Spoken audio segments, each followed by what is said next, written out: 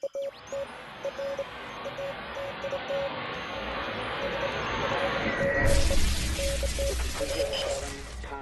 175, 72 miles, flight of 2, Angels 10.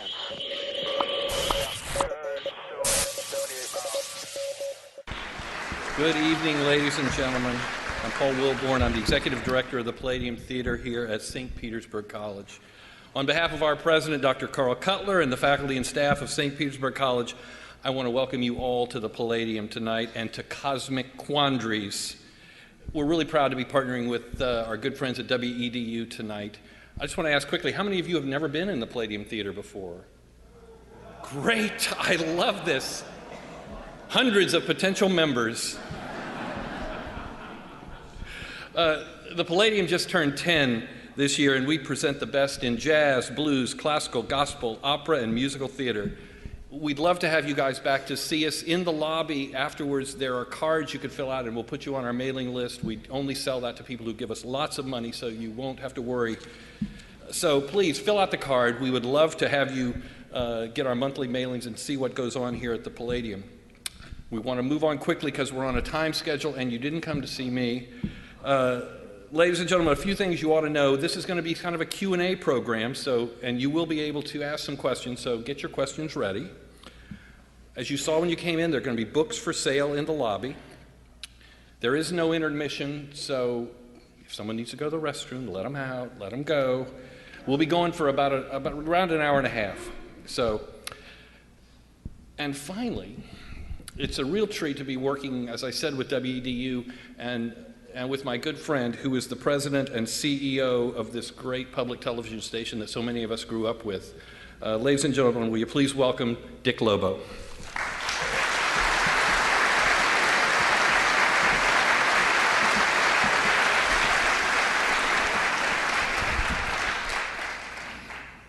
Thank you, Paul.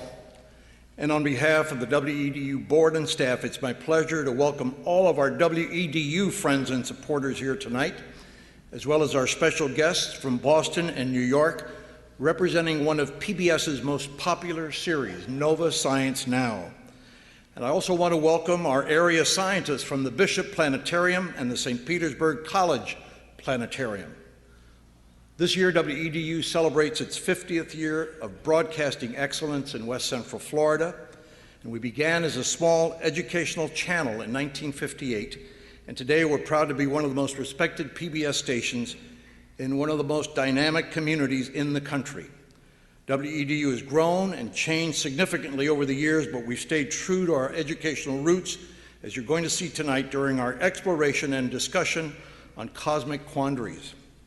And I'm pleased to announce that due to the popularity of Nova Science Now, hosted by Dr. Tyson, the program is now going to have a new dedicated time slot in prime time beginning Wednesday, June 25th at 9 p.m., an excellent time period for this excellent program.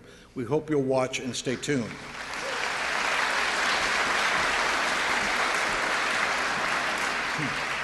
In addition, just before you all arrived tonight, WEDU produced a special half-hour interview hosted by our own Rob Lorai with Dr. Tyson and his executive producer, Paula Apsell. That's going to be airing sometime in June, so keep an eye out in the listings for that program. And then tonight's discussion will be streamed on our website, wedu.org, probably in a couple of days, so please be on the lookout for that. Tell your friends about it. And let me thank my good friend Paul Wilborn, the Palladium Theater, and St. Petersburg College for partnering with WEDU on tonight's terrific event.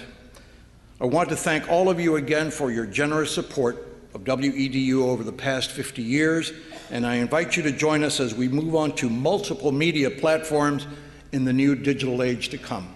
Thank you for being here. Good night.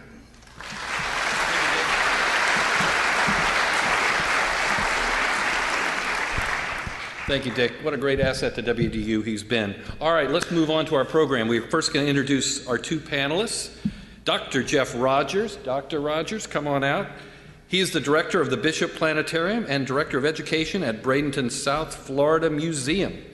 He began his career at American Museum of Natural History and the Hayden Planetarium.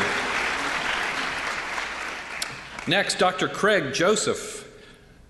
Dr. Joseph, come on out. He's received all his professional degrees from the wonderful Ohio State University.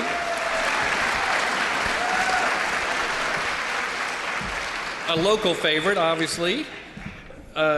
He did his dissertation on stellar evolution and computer modeling of stellar interiors. Ladies and gentlemen, I'm here representing the English majors of the world. He's taught at Bowling Green and Southern Missouri State University, and since 1996, he has been at St. Petersburg College as planetarium director and professor of astronomy. Thank you very much. And they're going to have some questions for our special guests a little later on. Now I'd like to introduce Ms. Paula Apso. In PBS circles, Paula needs no introduction. She is legendary for a woman so young. Paula, come on out. Paula is the senior executive producer of NOVA and director of the WGBH Science Unit. She has built this incredible program into just the program it is today. I believe the interesting part was you were hired out of Brandeis University to type the public broadcaster's daily television program logs. She has moved up from there, ladies and gentlemen. Along with NOVA, she has overseen production of the 8-part miniseries Evolution, which I understand when it was broadcast in Florida was called Evolution, maybe, maybe not.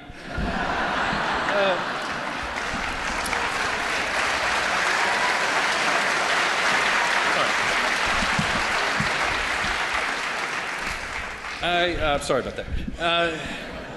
In 2005, she introduced the NOVA spinoff, NOVA Science Now, and that's what brought you here tonight. And now our also other special guest, Dr. Neil deGrasse Tyson, respected scientist, author, and director of the Hayden Planetarium in the Rose Center for Earth and Space at the American Museum of Natural History. We're going to let Paula talk a little bit more about our special guest when he's up here giving us his cosmic perspective. So let's have a hand for Dr. Neil deGrasse Tyson.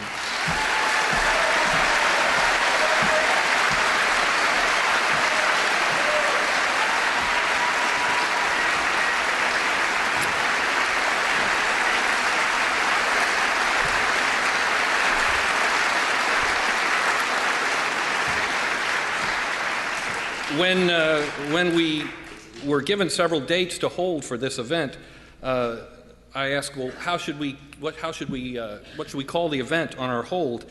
And I was told, just mark it Sexy Astrophysicist. Ladies and gentlemen, you be the judge. He's married. Paula, would you like to come up and introduce our special guest?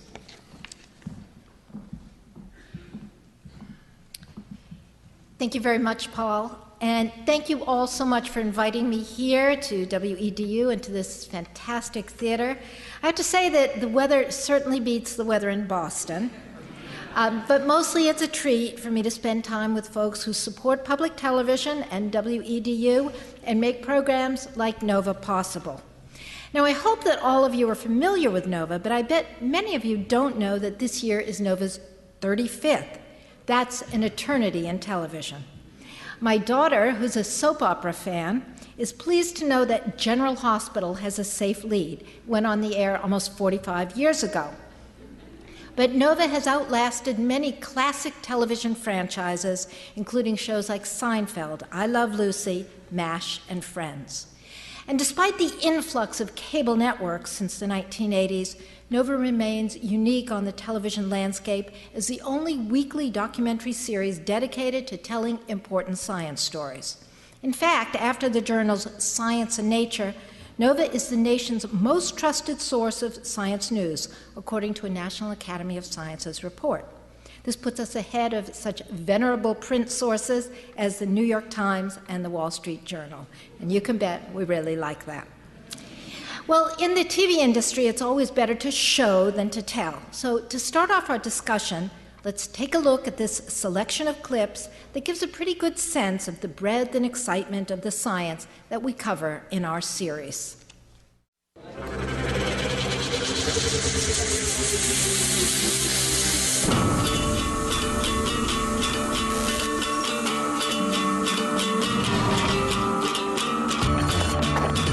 one slip and that's it. You're going to die, and you're going to pull off everyone with you.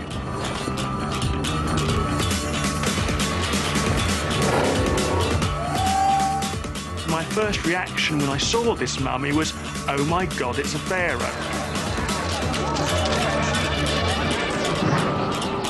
There's the tornado. You will see why tornadoes form.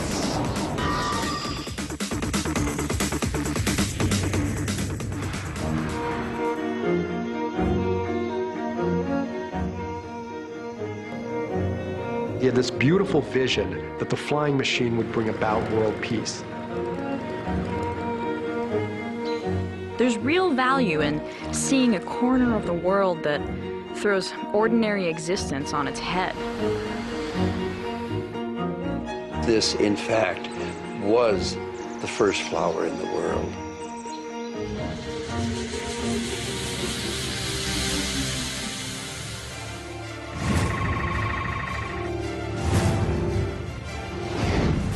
We can help shift the world onto a path that is one of shared prosperity.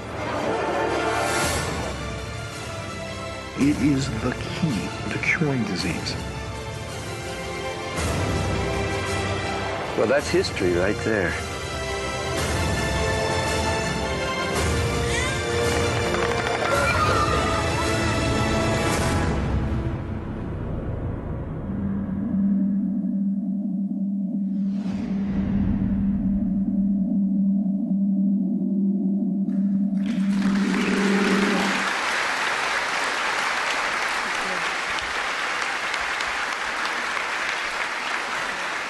We live in an era when technology moves like never before.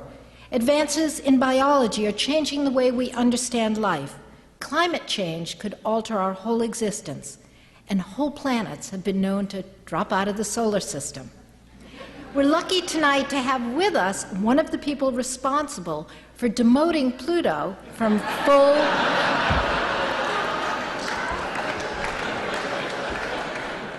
to dwarf planet. He is, of course, Neil deGrasse Tyson. And when he's not busy picking on tiny, faraway objects, Neil is an astrophysicist and director of the Hayden Planetarium at New York's American Museum of Natural History. Simply the best ambassador of science that I know, Neil is also the host of our new magazine series, Nova Science Now, which begins its new season on June 25th. So that you can see Neil in action, I brought along a promo we've been airing recently to remind people about our new season of shows coming up this summer. Let's take a look.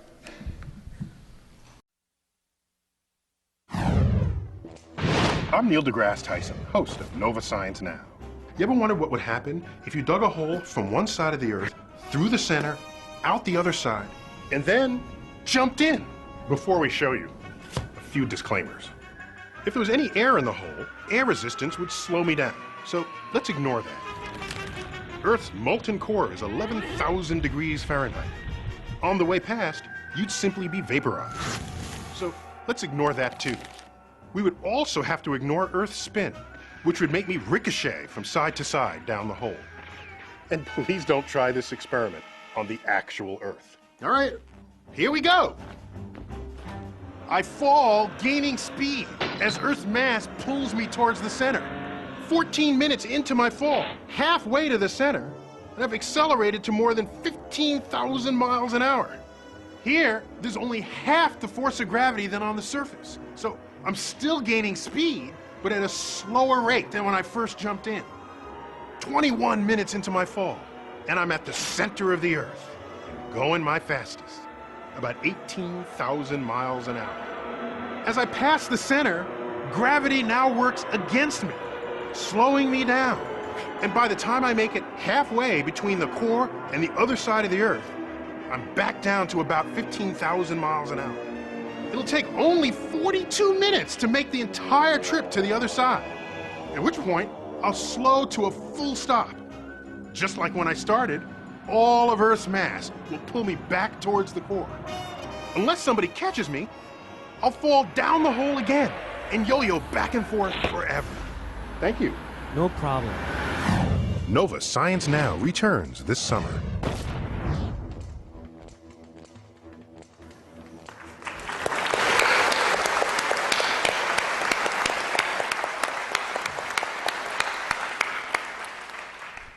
All right, I have to admit, the T-shirt, the jeans, the eye thing with Jon Stewart, sexy. And we're going to do Q&A to start off with here and sort of go from there. Dr. Rogers, would you like to start us off?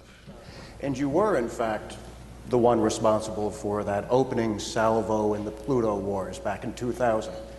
When you put the planets up there, you failed to put Pluto up as one of the major planets. Since then, this has played out on the international stage. Clearly hasn't gotten over that fact. I have not. Well, those of us still out there, we hear it all the time. We've since decided that debate. What I want to know is, are you satisfied with the end of that debate? And if so, what have you got to say to all those Pluto lovers out there? Just so I get a sense of this, who here is a Pluto lover among us? Just raise your hand. Okay. What I have found is that among Pluto lovers who retain some deep level of disturbance over this decision, most of them do not know, for example, that there are 6 moons in the solar system bigger than Pluto. Did you know that? I got some hands. Okay, that's some starters. We'll just begin there. Then we find out Pluto is more than half ice by volume. So that if you brought Pluto to where Earth is right now, heat from the sun would evaporate that ice and it would grow a tail. That's no kind of behavior for a planet, I think. We have words for objects with tails. We call them, well, other than tailed mammals, we call them comets. Okay, so what happened back then in the 1990s, because we did our homework on this. The 1990s, research in the outer solar system discovered other objects with orbits that kind of look like Pluto's, because Pluto has a weird orbit. It's tipped, it's oblong, it crosses the orbit of Neptune. It's a misbehaved object in the solar system. It's always been that. Didn't recently become that. And so you discover these other objects in the outer solar system, running up into the hundreds, will shortly be in the thousands. They all are icy, like Pluto. They all have cocked orbits, like Pluto. 3 of them are bigger than Pluto. And so we realized in the 1990s that Pluto was the largest of a new swath of real estate of objects out there.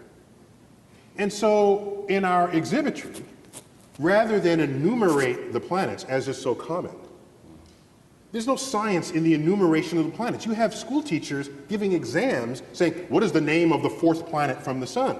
And all the students dutifully memorize, you know, my very educated mother just served us 9 pizzas, recite that, pluck out number 4, put it as the answer, as though that's science. That's not science. That's, a parrot could do that. And so what we did was, rather than enumerate the objects, we grouped them by like properties, creating a families of objects that populate the solar system. The innermost terrestrial objects, Mercury, Venus, Earth, and Mars, we have more in common with each other than any one of us has with any other object in the solar system. There's a class right there. Then you get the asteroid belt, separating Mars from Jupiter. Craggy chunks of rock. They have more in common with each other than anything there has with anything else in the solar system. The gas giants, Jupiter, Saturn, Uranus, and Neptune. Huge, low density, gaseous. And then Pluto and the rest of its newly discovered brethren. So I think it's happier out there, really. No, it's one of the kings of the comets. True. It used to be like the puniest planet. So our exhibitry simply didn't count the planets. We showed the solar system as this grouping of families. And some people just never got over that fact. But that was a trend line that was already in progress. We were the first to do it publicly. Then we got raked over the coals by the newspaper. Page 1 of the New York Times. Pluto not a planet? Only in New York. And so I got this mail. People saying, oh, hate mail came into my office from like 3rd graders in crayon. You know, why did you kill my favorite planet? You know, cover letters from science teachers. You know, packaging the letters together. All angry. All pissed off. You know, pissed off elementary school. I didn't know they could get that angry. I didn't know they ever had anything about which to get angry. until this happened. So now they're all in high school now, okay, with other issues to worry about in their school day. And so turns out the next generation of third graders are now born into this new awareness that Pluto has family out there. And so the hate mail has stopped. Good. I'm happy to report. Good. Yes. But can I say, I just last week submitted a manuscript to my publisher called The Pluto Files. Odes, emails, and epitaphs in the name of a fallen planet. And it's got the hate mail. I had to put it out there. I had to show people, and it's not just the kids, there were like adults fighting about this as well. Colleagues, you know, took sides. So it became a sociological phenomenon. Remarkable. That people would get that bent out of shape. And Americans cared more about it than the Europeans, I found. Well, it was our planet. Well, no, by God, that's out. You're not going to demote an American planet. Like Stephen Colbert took that same attitude. It's our planet. Discovered by Americans, for Americans, by golly. But I think that it's clear why it matters more to Americans than to Europeans. Because I think most Americans don't know that an American discovered Pluto. But they do know Pluto. That Mickey has a pet dog That's right. named Pluto. This audience wouldn't know that, okay? Because this is a PBS audience. But everybody else knows Pluto is Mickey's dog. And so you start messing with Disney characters, those are fighting words in the American culture, just letting you know.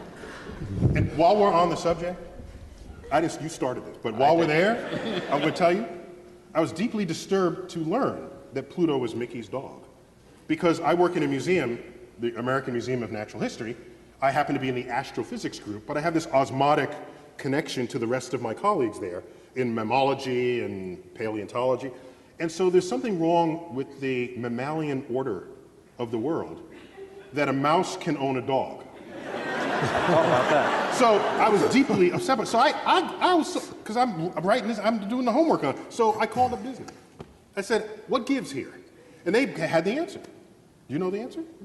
No, you wouldn't know because you're a PBS audience, right? You don't know Disney, okay? So, why is that the case? Because if you are a Disney creature and you wear clothes, you can own other creatures that don't. So Mickey's got that jacket and sometimes got that bow tie, sometimes he wears clothes, Pluto runs around butt naked.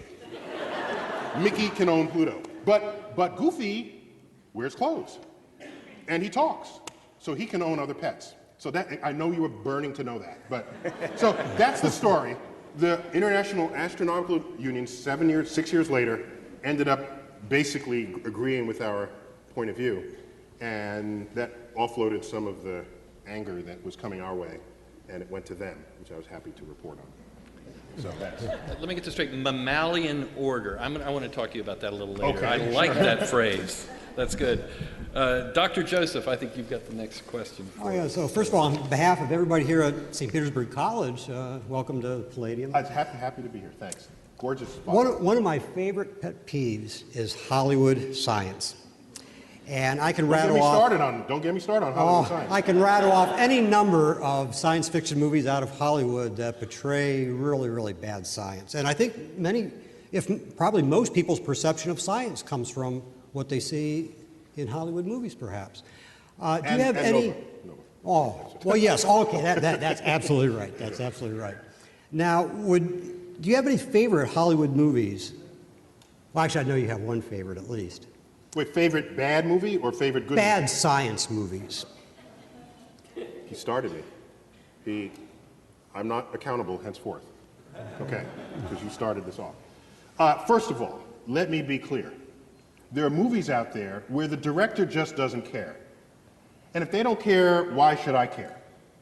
All right? I'm okay if they don't care. It's when there's a premise of accuracy and precision that they just mess up. That pisses me off. Okay? Can I give you an example? Please. I was in graduate school when the Disney movie The Black Hole came out. One of my 10 worst movies ever. on all counts. Worse than Armageddon? Armageddon was at least fun, even though the asteroids in Armageddon seem to have really good aim, you know. Like, one hit the Eiffel Tower, you know, another one hit the Hoover Dam. I'm thinking, these are like asteroids with GPS, you know? I mean, what's going on here? So, space shuttles launching space shuttle can't leave low Earth orbit. They got everything wrong. So much wrong that you just gotta let that one go, all right? You let it go. And the black hole, they could have called me up. I could have hooked them up big time with cool black hole stuff, and clearly they didn't care. And I looked in the credits, I'm a credit watcher, no science advisor. Okay, I could have hooked them up, but that's not even what I want to tell you about. You got me started. I may have been one of the last people in the world to see the film, to pay to go to the movies to see the film, The Titanic. Okay? I was like one of 5 people in the theater at the time. I figured time came, I gotta see the movie. Everybody else seeing the movie 3 times, I should at least see it once. So I'm there watching it. There it goes, fine. Much about this movie, to remind you, was widely marketed as having precisely captured the details of the ship. Because Jim Cameron, the director, hired this submersible, went down, found the ship, okay, looked at the designs of the wall sconces and the china patterns and the staterooms, captured all of that in his movie. So here's somebody who cares about detail. I'm gonna hold him accountable. So, watching the movie, okay? The ship sinks. So I gave away the... Sorry. In case anybody out there didn't know. We know the day, the time, the longitude, the latitude, the date, the year. We know everything about how, when, and where that ship sank. Okay? There's Kate Winslet on the plank, singing deliriously as her boyfriend just sinks to the depths of the ocean. Why didn't he like try to get on there with her, you know? You think they could have worked something out? You think? There she is looking up. There is only one sky she should have been looking at. And it was the wrong sky. Worse than that, it was not only the wrong sky, the left half of the sky was a mirror reflection of the right half of the sky. So it was not only wrong, it was lazy. And I'm thinking, this is wrong. Because because I noticed, we notice, you that own stuff like this, you know the sky. Right, you know the sky. Yeah. You know the sky is your backyard. If it's not, it should be. And for a couple of dollars, you can buy a planetarium program on your computer. Check out the sky when the Titanic sank. It was not Jim Cameron's sky. Right. So I pulled out my finest of letterhead, the one that has all the degrees and all the titles. I wrote a letter to Jim Cameron, politely saying, "How could you mess up the sky?" Got no reply. No reply. 5 years later, I'm on a committee.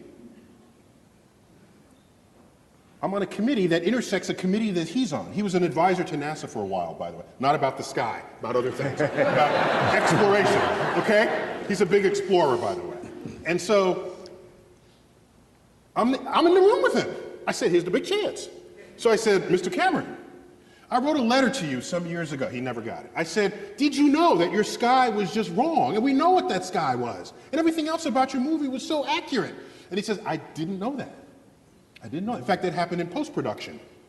And that was all he said. And I was just completely immature about it. I wanted him to grovel for forgiveness at my feet. But he didn't do that. And so somehow I was deeply unsatisfied by this. 3 years after that, he gets an award from Wired magazine. They rent out our planetarium to give it to him. Now he's in my place, all right?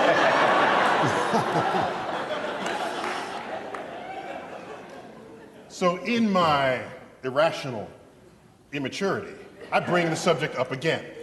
All right, it turns out I was invited to a dinner with him after that event. There were only 8 of us, he and a few of his friends.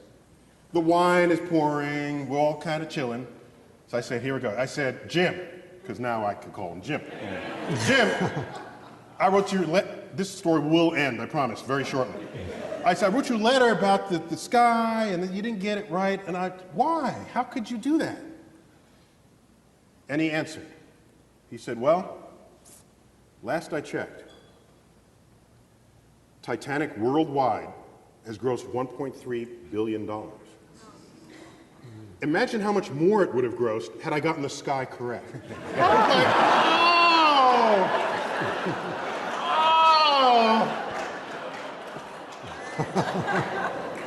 I couldn't leave well enough alone. That just shut me up. I said, I can't follow that. Nothing I can do. So I went home, tail between my legs.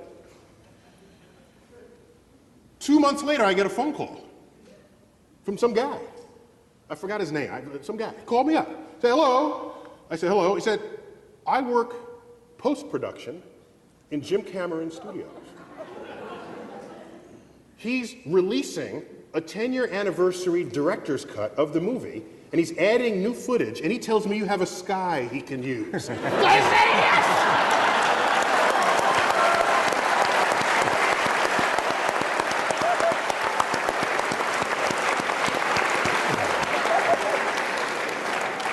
It is possible to influence these things, as what was the case then and there. But otherwise, I don't cry about it because you just get really annoying to the people who sit next to you in the theater. I think we're going to do a couple of questions from the audience as well. Is that where we are now, I think? We've got a microphone over here. Into the mic so you'll be on TV. Okay, thank you. I was wondering if you could please comment on the mapping of dark matter and how it's being done and what you think dark matter might be. Okay, dark matter. You may not know, or maybe you do, that 85% of all the gravity of the universe has a source that is completely unaccounted for. We look around at all the electrons, protons, all the favorite particles that comprise us and Earth and the sun. We find them, we know where they are. We know how to detect them. And when we do, and we look at the gravity that they exhibit, that's like 1/6 of the gravity that's actually exhibiting itself out there in the universe. We don't know what's causing it. So we have this placeholder term called dark matter. We don't know if it's matter. There are many of us who assume it for other cogent reasons, but we don't know if it's, so we could have just called it Fred, all right? It's just a placeholder term, okay? So we are completely ignorant of what accounts for this extra gravity. It's really dark gravity. That's what it is. We call it dark matter.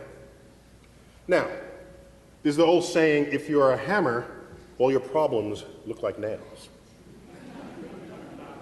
Because we have dark matter as an outstanding problem, if you're a particle physicist, they all think it's some mystery particle awaiting our discovery. If you're a sort of gravitational dynamicist, you might think that maybe our laws of gravity need modification. You're just applying the wrong formula to calculate how much gravity should be coming out of this matter. Put in the right formula, corrects it all. I'm agnostic there. My favorite idea, not my idea, but it's circulating, comes from the multiverse hypothesis, that we are one of many universes, which has important historical and philosophical foundations for suggesting we might be one of multiple universes. But there's no evidence for that yet. But let's go with that assumption for the moment. If there were multiple universes, they would exist in a higher dimension. So you'd have these universes coexisting with us in a higher dimension, non-intersecting. It turns out, if you do the calculation, gravity can permeate the membrane of one universe and be felt across the membrane of an adjacent universe.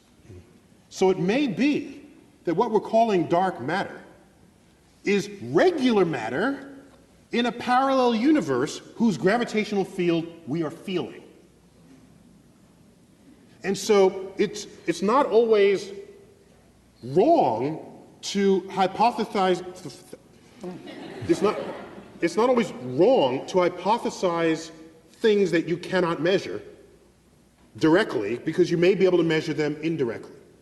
You can hypothesize that a bear is walking around your cottage in the mountains, even if you've never seen it, because after a snowfall, you see bear prints outside your house. Okay, well, okay, maybe that's an imposter. But then you see like a big pile of bear poop, okay? And so now you got it, all right? And so now you don't have to have seen the bear to suggest to yourself that maybe you should move somewhere else. So there are forces of nature that can reveal themselves without actually seeing them directly. That's my favorite hypothesis, but I'm not like lobbying for it. I just think it's the coolest among the hypotheses suggested. So that's dark matter, and whoever discovers what it is, that's a Nobel Prize waiting to be handed, right there. And that's not the same thing as dark energy. Well, that's not the same thing as dark energy. That's another aspect of the cosmos about which we are completely dumb stupid. There is 4 times as much dark energy as there is dark matter, of which there's 6 times as much of that as there is the matter that we know and love. So we only understand 4% of that which comprises the entire cosmos. So you can't be an astrophysicist and be big-headed about it, because we are staring ignorance in the face. And dark energy this is this pressure that exists in the vacuum of the cosmos that takes our expanding universe and has turned it into an accelerating expanding universe. The gravity of all the objects want to sort of slow things down. The dark energy is speeding it up. We don't know what's causing it. And it'll very shortly completely overrun all the power of the gravitational force there is in the universe. And all the galaxies of the night sky will accelerate to beyond our horizon. And cosmology as we know it would cease. And the cosmologists of the future, since they will have no galaxies to gaze upon, because the expanding universe took them out of our horizon, all the universe will simply be the stars of the Milky Way galaxy of the night sky. And they will look at old texts from previous years, and they will say, oh, this is what people used to say about the universe, about the galaxies that were in the night sky. Had there not been these books telling them about what used to be there, there would be no understanding of a Big Bang or cosmology or of the origin of the universe. So, there you have it. Oh, by the way, and so dark energy, since we don't know what that is, that could be just like, we have Fred and Ethel, right? Dark matter, dark energy, they're just placeholder words. We have no idea what they are. Some of us know even less than others. Go ahead.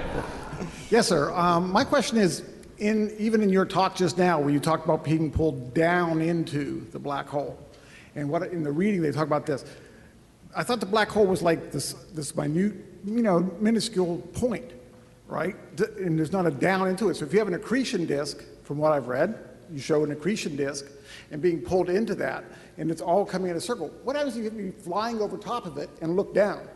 In other words, what's below and above that plane that disk is on, or the galaxies that are not spiral like ourselves, do they have an accretion circle, or how does that work? You mean accretion sphere? Sphere. Yeah. Does this bring angst to you? It's because you were kind of like getting all gesticular there, and I worry maybe you don't sleep well at nights until this is resolved. Well, I should preface this by saying I'm very pleased you are all here this evening, because I don't know if you knew the numbers, but there's about 6,000 astrophysicists in the world, and there's about 6 billion people. If you divide those two numbers, you get 1 in a million. So if you ever have the occasion to be in the company of an astrophysicist, that's the time to ask all your questions, because you never know when that will happen again. Okay? Just want to let you know. All right, so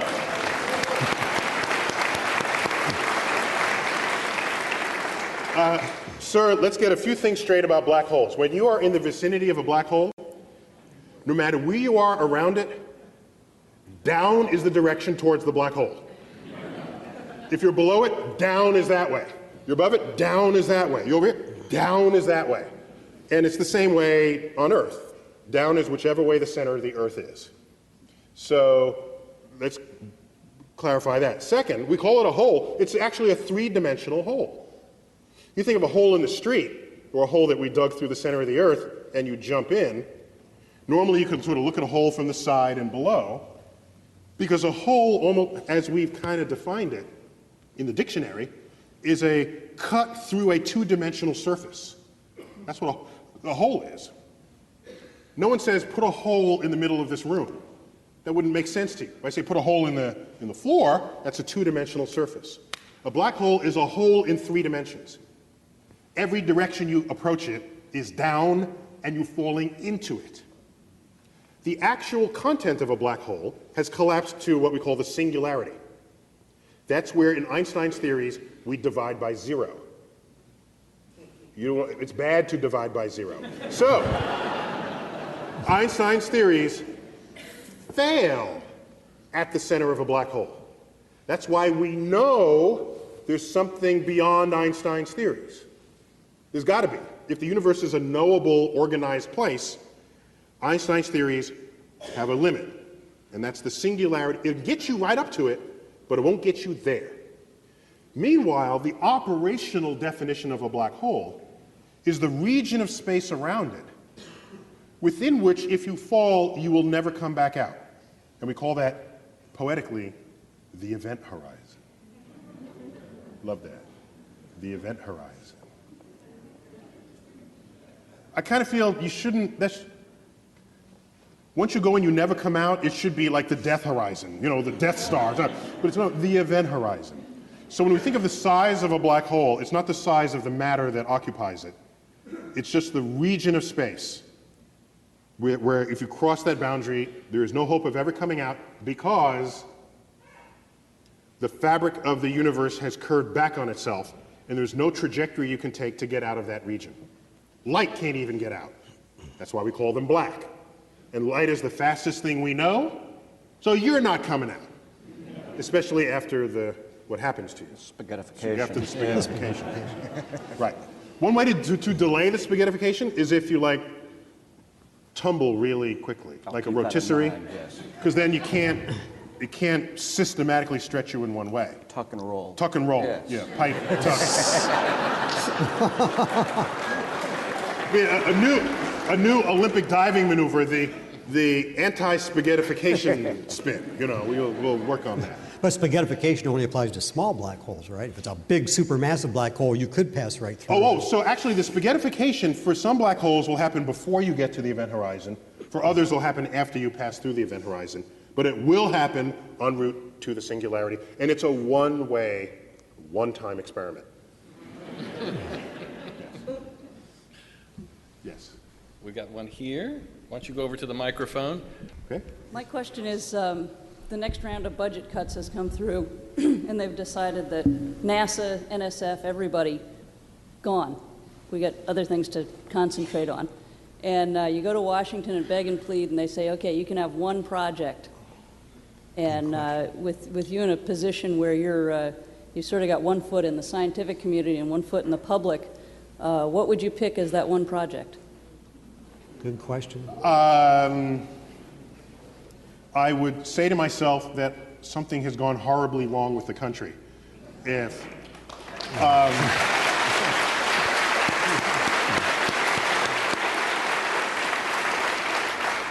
the country cuts the budget of all its science agencies, which in that case would be the NIH, which funds health, the National Science Foundation, which funds the major branches of science that you learned in high school and in college, NASA, which funds our dreams, as far as I can describe it. If you remove all of that, then there's nothing left to inspire a next generation. And if I'm only allowed to pick one project, it would be to build me a boat to sail to the country that has decided that they do want to spend money on these projects.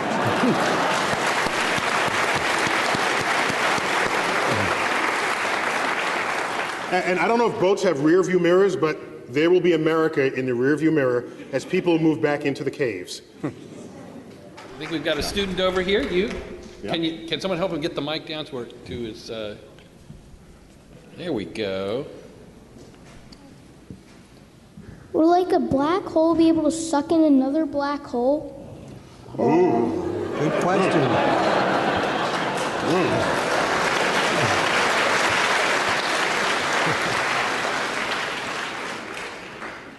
It's not past your bedtime or anything?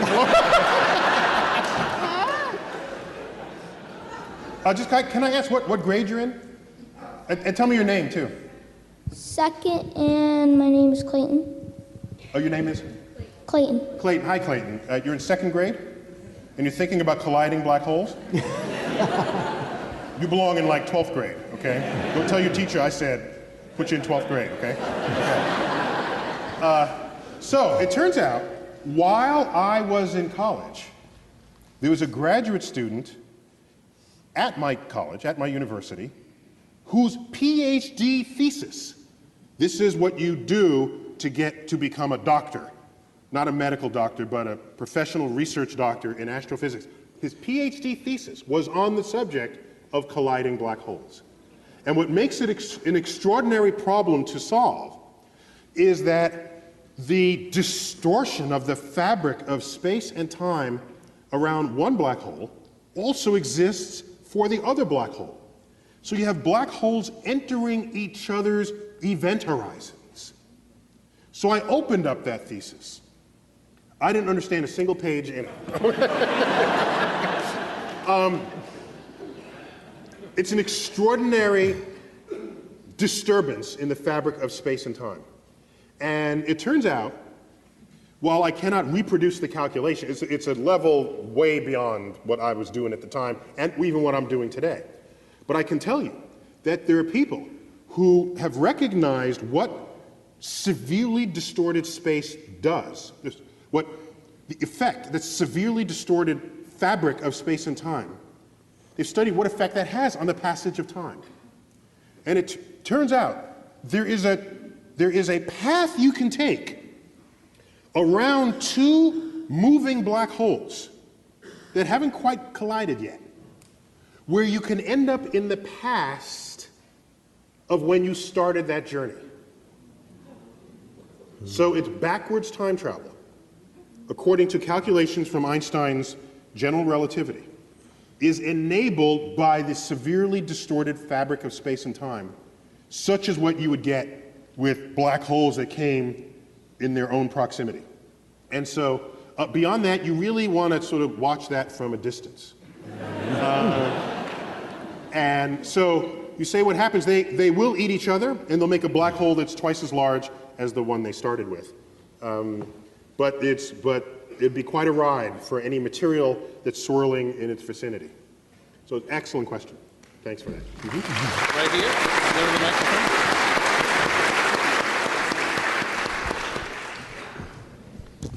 That gives new meaning to the phrase, kick you back into the ice age. Oh, yeah, kick you back before you were born. And by the way, if you go back into your past, you don't want to, like, prevent your parents from meeting each other. That would kind of mess things up. Because then you wouldn't exist to then go back in time to prevent your parents from meeting each other. Yes. My question to you is, Arthur C. Clarke just died, and of course, he was a great scientist before he was a great science fiction writer. And I have a feeling that any science fiction movie you see, you'll be unhappy with. So how about writing one?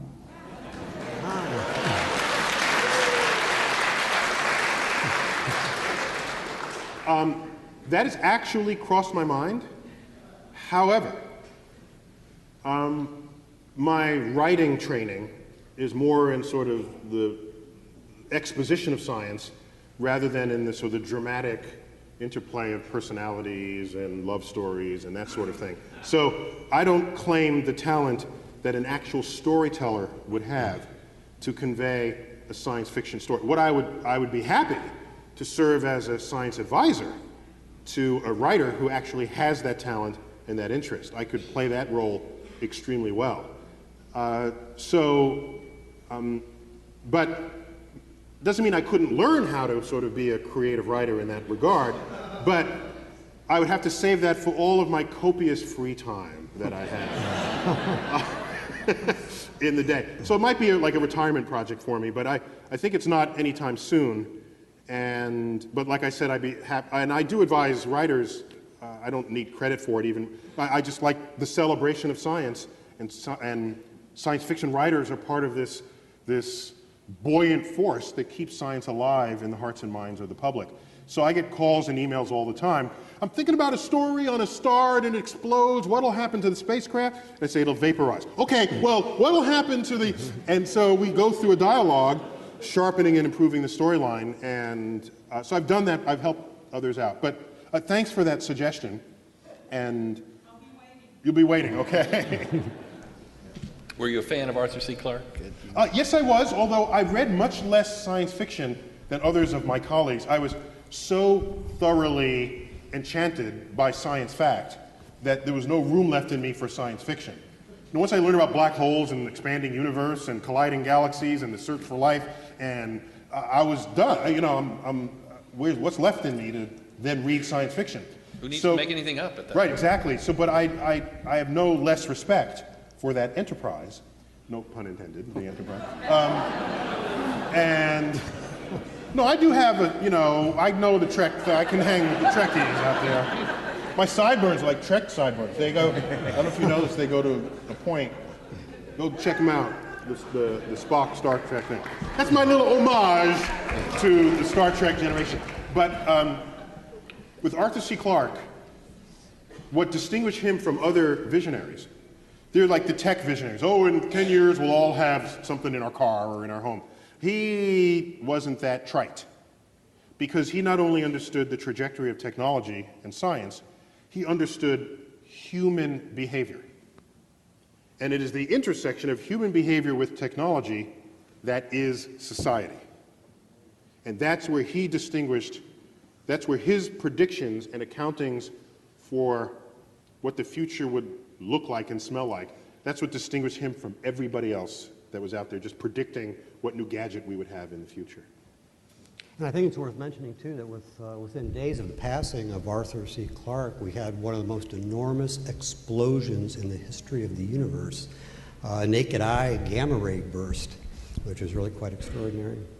So you think that was the universe reacting to his death? Possibly. I'm not saying, maybe. Arthur C. Clarke was actually the first interview that I ever did when I started my career on NOVA for a film I made on artificial intelligence called The Mind Machines.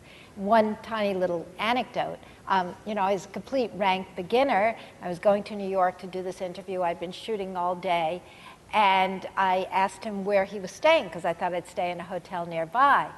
And he said that he stayed at the Hotel Chelsea, way downtown in New York. Now, the Chelsea is not really all that pleasant a place. In fact, many people have called it, even though many literary works have been written there, including Under Milkwood, it's kind of a flop house. So, but I didn't know what it was. I didn't live in New York, so I went down there.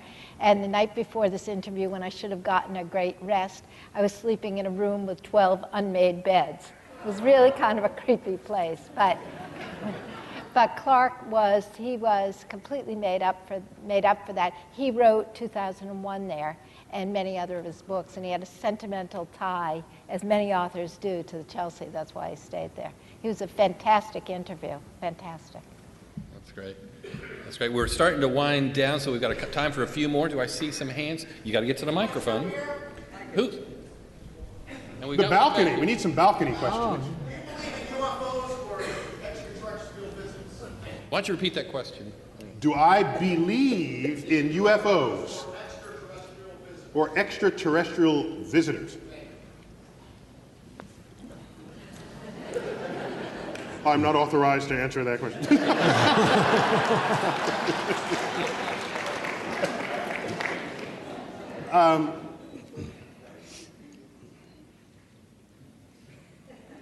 Where shall I begin? UFO. First, remember what the U stands for in UFO. Now, there's a fascinating frailty of the human mind that psychologists know all about, and it's called argument from ignorance. And this is how it goes. You ready? Somebody sees lights flashing in the sky. They've never seen it before. They don't understand what it is. They say, a UFO. The U stands for unidentified. So they say, I don't know what it is. It must be aliens from outer space visiting from another planet. Well, if you don't know what it is, that's where your conversation should stop. You don't then say, it must be anything. Okay? That's what argument from ignorance is. It's common. I'm not blaming anybody. Psychologists know all about it, and it may relate to our burning need to have to know stuff because we're uncomfortable steeped in ignorance. You can't be a scientist if you're uncomfortable with ignorance, because we live at the boundary between what is known and unknown in the universe. Unlike what journalists write. You ever see journalists? Any journalists here? You go to journalists. You go to journalists. All articles about science discoveries begin. Scientists now have to go back to the drawing board.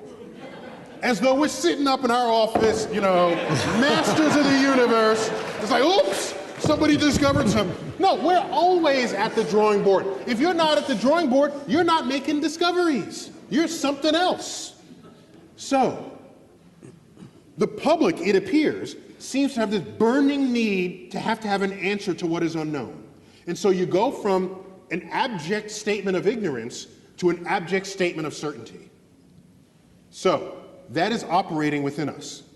Let's start there. Second, we know, not only from research in psychology, but simple empirical evidence in the history of science, that the lowest form of evidence that exists in this world is eyewitness testimony.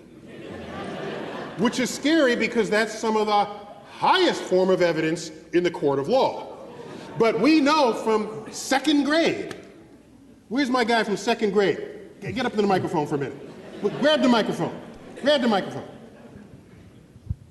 In your classes, have you done the famous experiment where you play telephone and you line up all your kids in class and one person starts with a story and then you hear it and you repeat it to the next person and the next person? Have you done that in class yet? Yes. You've done that experiment? Because what happens by the time you get to the last person and they retell the story? What happens? It's like completely different. It's completely different. Completely different, okay? Because the conveyance of information was relying on eyewitness testimony, which in that case is ear witness testimony. And so, thank you. So we know that. So he knows it. He's in second grade. All right. So, actually he should be in 12th grade as we've established. So now, it wouldn't matter if you saw a flying saucer.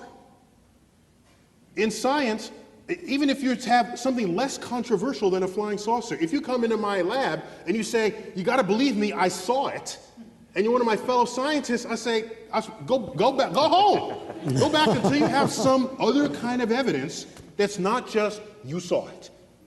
Okay? Because human perception system is rife with all ways of getting it wrong. Okay? But we don't like thinking of ourselves that way. We have high opinions of our human biology when in fact we should not. I'll give you an example of how it reveals itself. We've all bought and enjoyed books called Optical Illusions, right? Well, we all love optical illusions, but that's not what they should call the book. They should call them brain failures, okay? Because that's what it is. It is a complete failure of human perception. All right?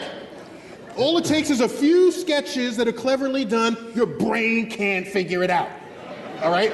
So, we are poor data-taking devices. That's why we have such a thing as science, because we have machines that don't care what side of the bed they woke up in the morning, don't care what they said to their spouse that day, doesn't care whether they had their morning caffeine. They'll get the data right, okay? So, maybe you did see visitors from another part of the galaxy.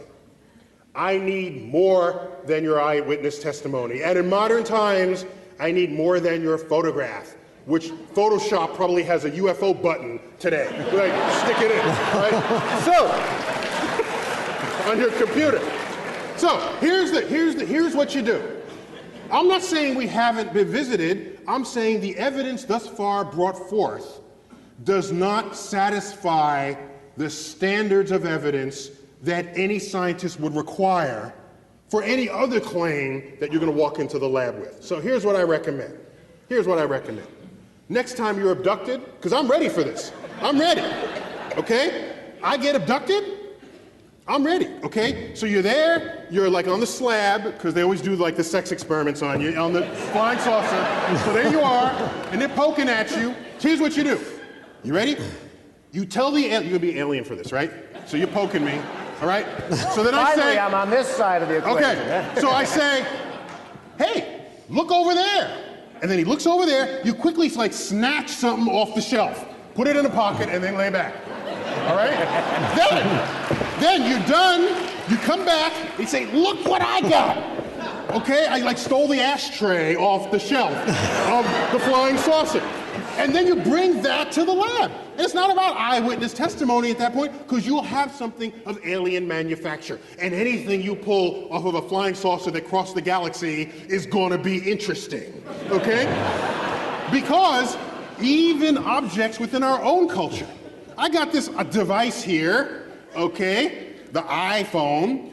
10 years ago, they would have resurrected the witch burning laws had you pulled this thing out, okay? And that's in our own culture. Our own culture produced this over a 10-year span. So if there's some technology that crossed the galaxy, that's going to be some serious stuff to look at in the lab. Then we can have the conversation. Until then, I can't, I'm sorry. Go ahead, keep trying to find them. I'm not going to stop you. But get ready for that time you are abducted, because I'm going to be looking for your evidence when that happens. And last point on that is, there are people who look up all the time. Like, for example, the community of amateur astronomers in the world. I was an amateur astronomer. We look up, we come out of a building, we look up. Doesn't matter, we're looking up. UFO sightings are not higher among amateur astronomers than they are in the general public. In fact, they're lower. You say, well, why is that so? Well, because we know what the hell we're looking at. We know. Do you know? I don't. Because we study this stuff. Do you know there was a UFO sighting reported by a police officer, because we think that because you have a badge or you're a pilot or you're whatever, that your testimony is somehow better than that of an average person. It's all bad because we're human, okay? So there was a police officer who was tracking a UFO that was swaying back and forth in the sky, okay? Reported on the hot, they're in one of the, what do you call the car? The squad car, chasing a UFO, and the UFO's moving back and forth like this, okay? Later it turned out the cop car was chasing Venus, and he was driving on a curved road. But was so distracted by Venus, he thought Venus was the one moving, and he wasn't even thinking that he was doing this. So, I have seen things which, without my background in meteorology and astronomy and looking up, I would have reported to the police department. I would have. Like orographic clouds that form above huge mountains that are circular. And they're above a tall mountain, which means wherever you are, the sun can set for you before it has set for the cloud, darkening the skies, yet the cloud is now illuminated by sunset colors, which are what? Red, yellow, orange, and it's circular. There have been reports of hovering circular UFOs with light beams on them because people are looking at this cloud formation on top of mountains.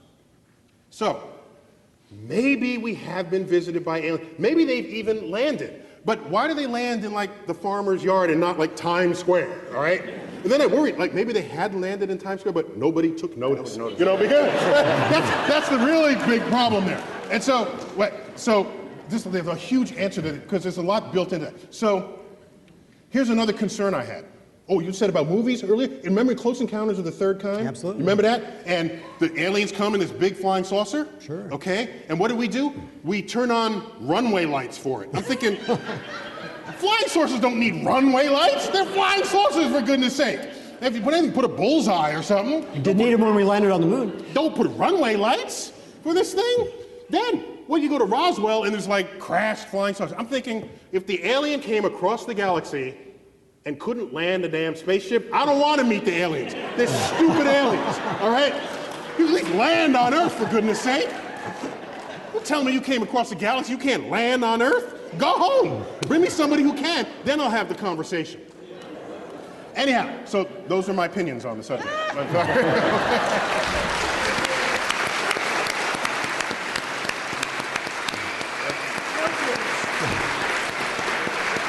We've got about 5 more minutes, so 5 more minutes. And maybe time for 1 or 2 more questions. Yeah, so try not to be on the fence here. Are you for or against string theory? String theory. Well, you know, I was all for it back when they started that adventure back in early 80s, in 1982. And in fact, at the time I was at the University of Texas, where some of the leading thinkers at the time were based. And string theory is like the theory of everything. It would get you an understanding where Einstein's theories end and pick up it would allow you to divide by 0 legally, okay? That's what string theory would allow you to do. It'll allow you to describe the universe at the moment of the Big Bang, which is where right now our theories can't get us there, possibly even before the Big Bang. It would unify the science of the large, general relativity, with the science of the small, quantum mechanics. All right, if that's the case, fine. I asked him, how close are you? They said, a couple of years away, we're almost there. So 1985 rolls by. Oh, how's it going? We're going well. How close? Oh, a couple of years away. They've been saying a couple of years for 27 years, 26 years. So I'm kind of losing enthusiasm. But they're the only game in town. And they're really cheap to fund.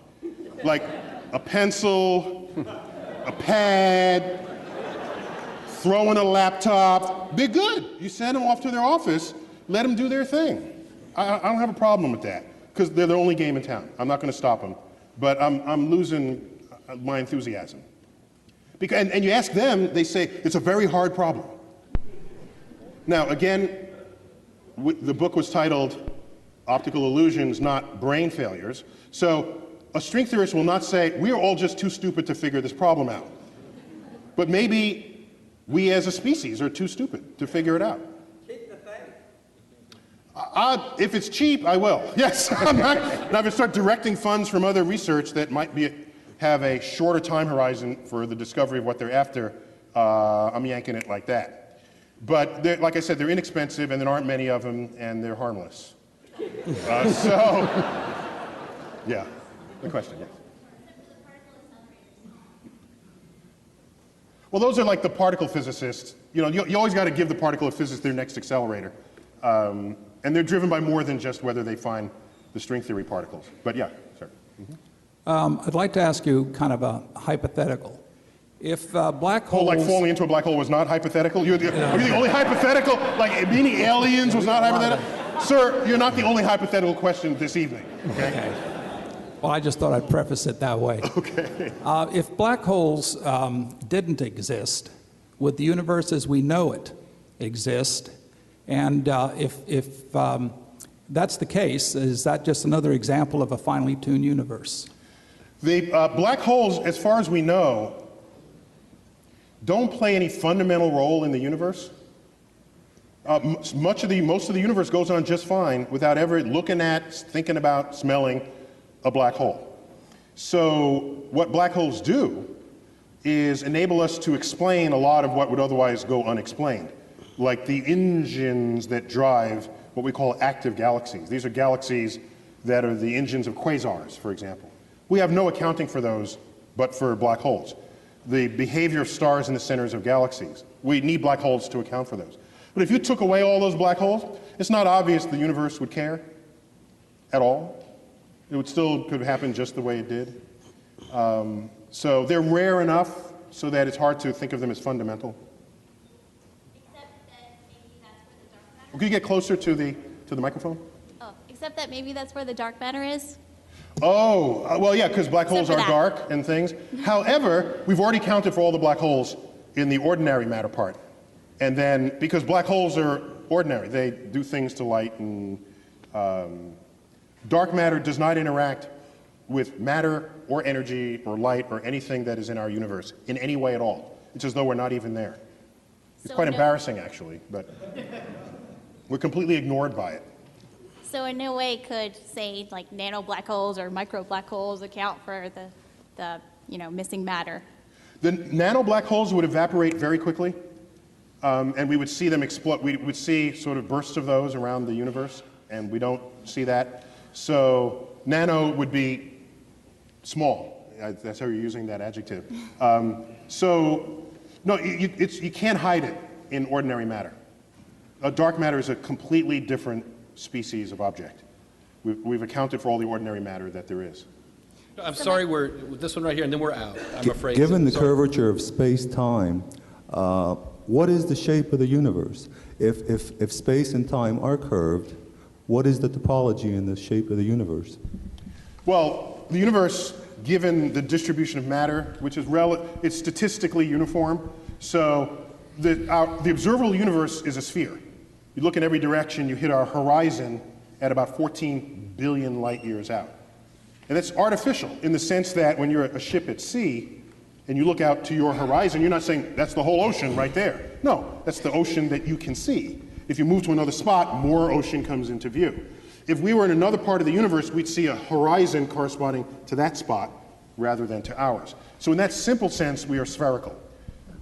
Our rate of expansion, however, is such that if you want to think of the geometry of the curvature, we're in a one-way trip expanding that'll never come back, and that is what we call negatively curved universe. And a negatively curved space is is what we call a saddle shape. When you're negatively curved, there's no coming back on itself. So that's our shape. I think we're going to have to go on to your closing little puzzle. I appreciate everybody. Has like a thing.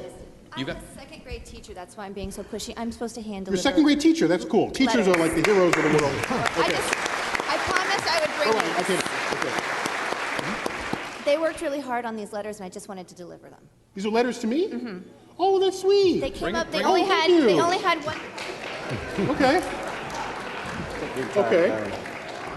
So that's the science lecture version of tossing flowers on the stage. Is that right? Is that what that is? They were letters from second. I'm deeply touched. They were upset that you were getting such negative letters, and so they wanted to write you letters from other scientists. And to come up with a question from 27-year-olds was hard. They just wanted to know, what are you most passionate about in your job? What in my job am I most passionate about? Yes, and I know we're in a hurry, but if I didn't deliver those, I would be dead. Okay, thank you. Most passionate. Well, I have several passions in life, but I would say one of them is, on the public side, is trying to raise the level of science literacy a few notches in the electorate. I think that's fundamental to the future of the nation.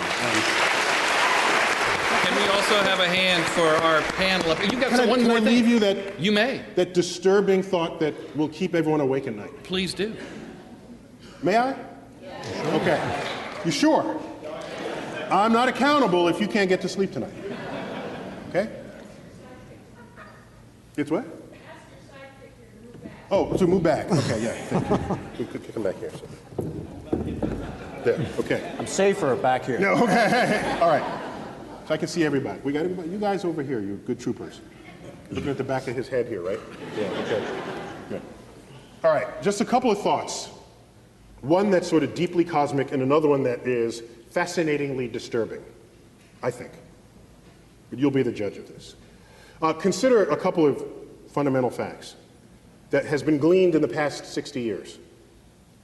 That the ingredients, if you had asked your chemistry teacher 50 years ago, once you looked at that mysterious chart of boxes that sat in front of your class, the periodic table of elements. Where did those elements come from?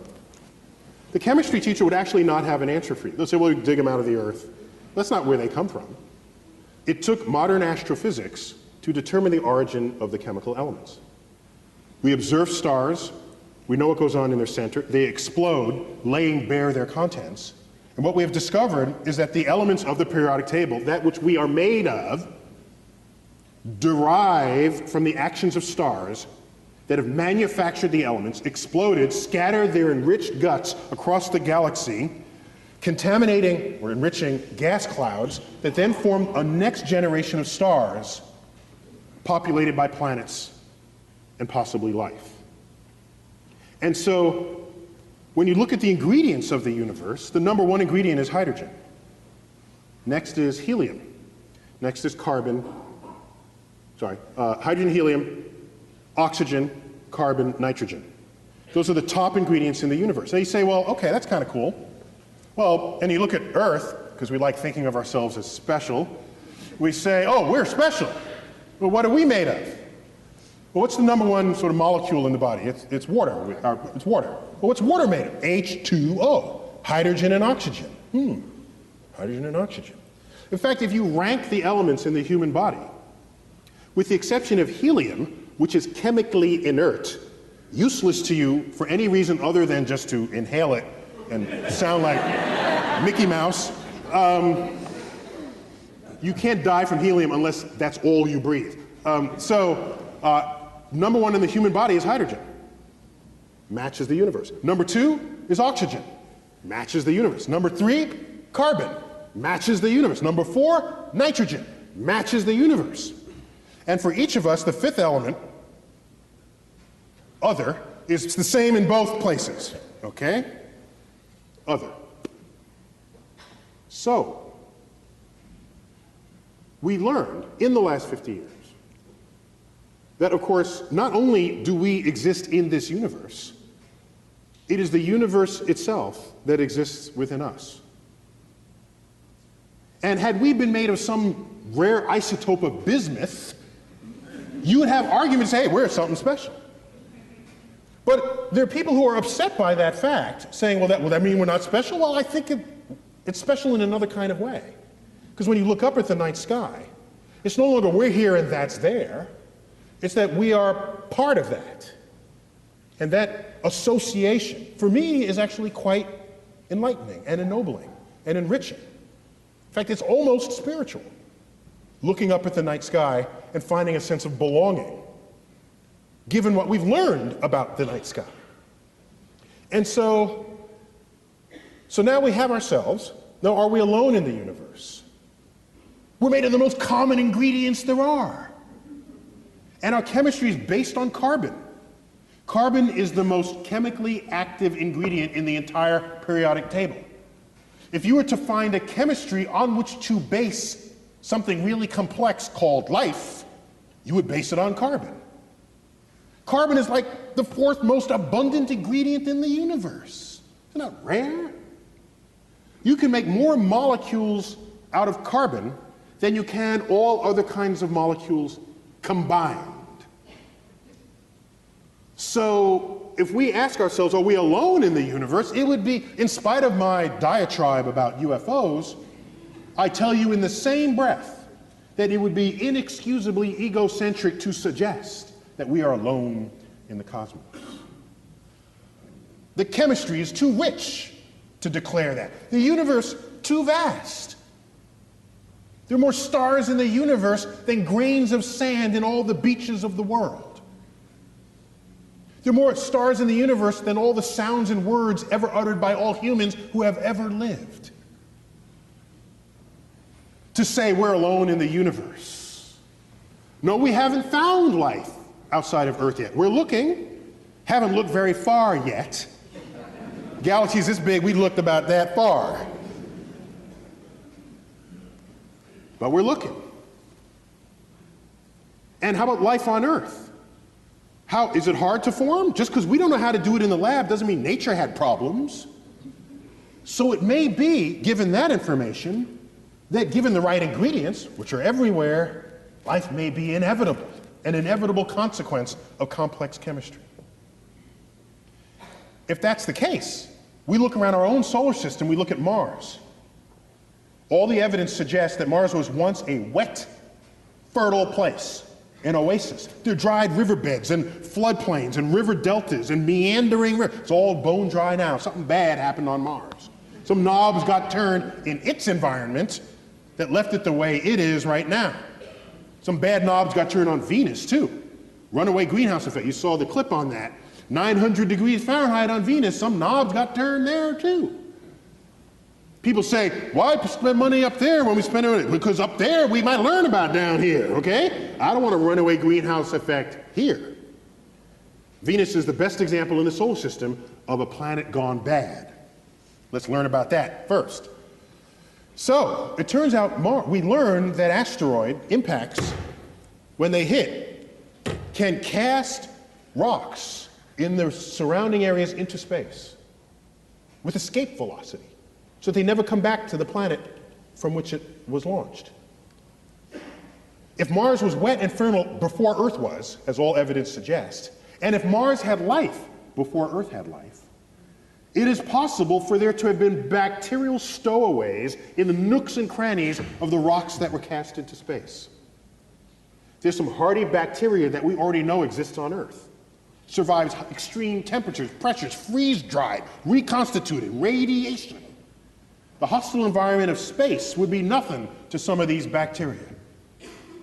It may be that life on Earth was seeded by bacterial stowaways on rocks that were cast free from Mars. This is a plausible scenario that's called panspermia, the transference of life from one planet to the next. If that's the case, that makes all of us descendants of Martians. I want to alert you in advance. Now, let me give you a disturbing thought. A fascinatingly disturbing thought, and we'll leave you on that note.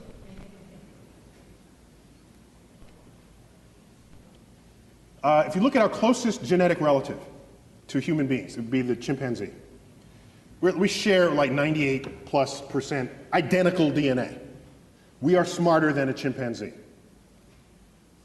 So let's invent a measure of intelligence that makes humans unique. Let's say intelligence is your ability to like compose poetry, symphonies, do art, math, and science, let's say, okay? Let's make that as the arbitrary definition of intelligence for the moment. Chimps can't do any of that. Yet we share 98, 99% identical DNA, okay? The most brilliant chimp there ever was maybe can do a little bit of sign language. Well, our toddlers can do that. Toddlers. So here's what concerns me deeply. Deeply.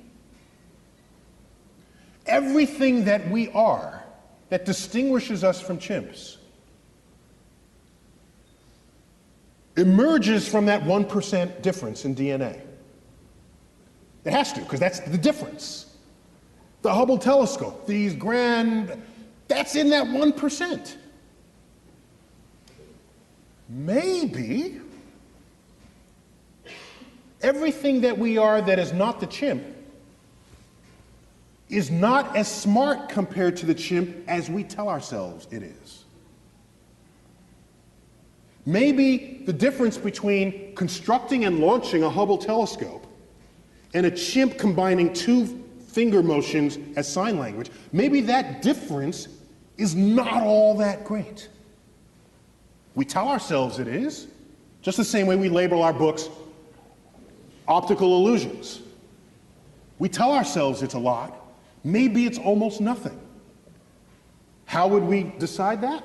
Imagine another life form that's 1% different from us in the direction that we are different from the chimp. Think about that. We got 1% difference and we're building the Hubble telescope. Go another 1%. What are we to they? We would be drooling, blithering idiots in their presence. That's what we would be. They would take Stephen Hawking and roll them in front of their primate researchers and say, well, this one is like the most brilliant among them because he can do sort of astrophysics in his head. Oh, isn't that cute? Little Johnny can do that too. Oh, that's so nice. Oh, in fact, Johnny just did that. Let me get it. It's on the refrigerator door. Here he is. He did it in his elementary school class. Think about how smart they would be. Quantum mechanics would be intuitive to their toddlers. Whole symphonies would be written by their children, and like I said, just put up on the refrigerator door the way our pasta collages are on our refrigerator doors. So the notion that we're going to find some intelligent life and have a conversation with it? When was the last time you stopped to have a conversation with a worm? Or bird? Oh, well, you might have had a conversation, but I don't think you expected an answer, all right? So, we don't have conversations with any other species on Earth with whom we have DNA in common. To believe that some intelligent other species is going to be interested in us enough to have a conversation? They'll look at our Hubble telescope and say, oh, isn't that quaint? Look at what they're doing. So I lay awake at nights wondering whether simply we as a species are simply too stupid to figure out the universe that we're investigating. And maybe we need some other species, 1% smarter than we are, for which string theory would be intuitive, for which all the greatest mysteries of the universe, from dark matter, dark energy, the origins of life, and all the frontiers of our thought would be something that they would just self-intuit. I'm jealous of that possibility because I want to be around for those discoveries. Thank you all.